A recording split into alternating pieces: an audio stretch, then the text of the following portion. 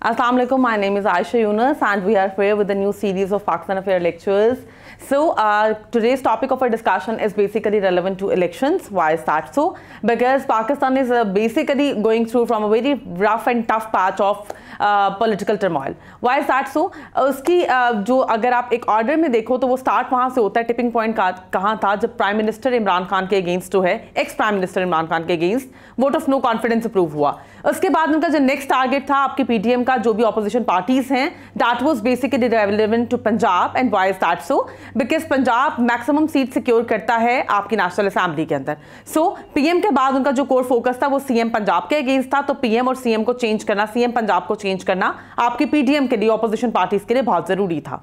इसके बाद जो है एक रिएक्शन जो है वो देखने को मिला जिसमें पीटीआई ने अपने एमपी और एमएनएस को कहा कि please submit your resignations in KP के assembly and in Punjab assembly as well. Definitely जब आपके मेजॉरिटी सीट्स लूज कर जाती हैं या फिर मेजॉरिटी सीट्स के ऊपर एमपी एमएनए रेजिग्नेशन सबमिट कर देते हैं तो ऑटोमेटिकली असेंबलीज के अंदर मिनिमम मेजॉरिटी भी नहीं बचती है 50% से अबव, जिसकी वजह से असेंबली जो है वो कोई लॉ, कोई लीगल बिल, कोई फाइनेंशियल बिल, कोई फिस्कल बजटिंग, ये सब कुछ नहीं कर सकती है. कोई टेंडर अप्रूव नहीं कर सकती है, कोई नया प्रोजेक्ट नहीं कर सकती है, जिसकी वजह से वो असेंबली हो या ना हो डजंट मैटर. इसीलिए अब recently supreme court of Pakistan ने इसमें स्टेप इन किया है और उन्होंने कहा है कि केपी के और पंजाब के जो इलेक्शंस हैं वो एज सुन एज पॉसिबल करवाए जाएं with in 90 days. Why is that so? Because आपकी जब लेजिस्लेशन नहीं होती है, आपकी प्रोविंशियल असेंबलीज नहीं होती हैं, तो बेसिकली आपके सिविलियन डेवलपमेंट प्रोग्राम्स, आपका इंफ्रास्ट्रक्चर, आपकी हेल्थ, आपकी एजुकेशन, सब कुछ हॉल्ट पे चला जाता है, जिसकी वजह से इश्यूज जो हैं वो बहुत ज़्यादा एग्जैजरेट कर जाते हैं.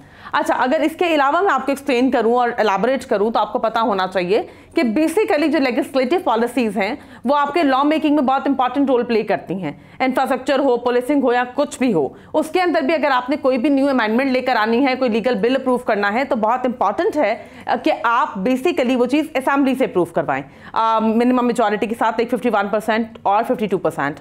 अलॉन्ग विद दैट याद रखिएगा 18th अमेंडमेंट के बाद आपकी जितनी भी रिस्पॉन्सिबिलिटीज थी वो प्रोविंशियल असेंबलीज को डेलीगेट कर दी गई थी. आपकी सेंट्रल गवर्नमेंट सिर्फ और सिर्फ इंटेलिजेंस के लिए, मिलिट्री के लिए, फॉरेन पॉलिसी के लिए और कुछ इमरजेंसी टास्क के लिए रिस्पॉन्सिबल है. बाकी हर टास्क के लिए इटसेल्फ आपकी प्रोविंशियल असेंबली और प्रोविंशियल गवर्नमेंट ही रिस्पॉन्सिबल होती है. अब वो आपका हेल्थ सिस्टम हो, आपका एजुकेशन हो, आपकी ट्रांसपोर्टेशन हो, आपका इंफ्रास्ट्रक्चर हो, आपकी इवन ऑयल एंड गैस की डील्स हो, आपके इंडिपेंडेंट कोई भी बिगर प्रोजेक्ट हो जो आपने इंटायरली खुद से क्रैक करना हो with any international government, international state arena और even any kind of MNC और टीएनसी.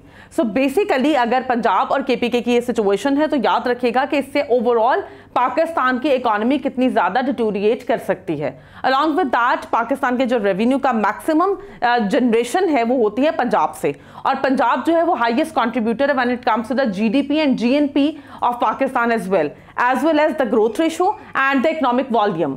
सो अगर पंजाब असेंबली इस तरह से डिसॉल्व हो रही है और वहाँ पर इतने ज़्यादा रेजिग्नेशन आ गए हैं और असेंबली जो है वो बेसिकली सिर्फ फेस की हद तक रह गई है, they do not have the capacity to pass any bill or something, तो उसकी वजह से आपके जो रिपरकशंस हैं वो बड़े एविडेंट होंगे in the very next financial budget as well.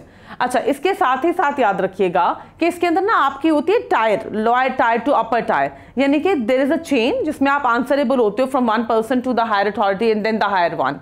So basically जो सिचुएशन करंटली चल रही है उसमें इतने लूपहोल्स एग्जिस्ट कर रहे हैं कि बेसिकली जो अकाउंटेबिलिटी मैकेनिज्म है और जो चेन है वो प्रॉपरली एलैबोरेटेड नहीं है, डिटोरिएट कर गई है, जिसकी वजह से पूरा का पूरा जो गवर्नमेंटल स्ट्रक्चर है, गवर्नमेंटल फंक्शनिंग है, आर्ट ऑफ गवर्नेंस है, पब्लिक एडमिनिस्ट्रेटिव आपके डिपार्टमेंट्स हैं, वो over the period of time deteriorate कर रहे हैं.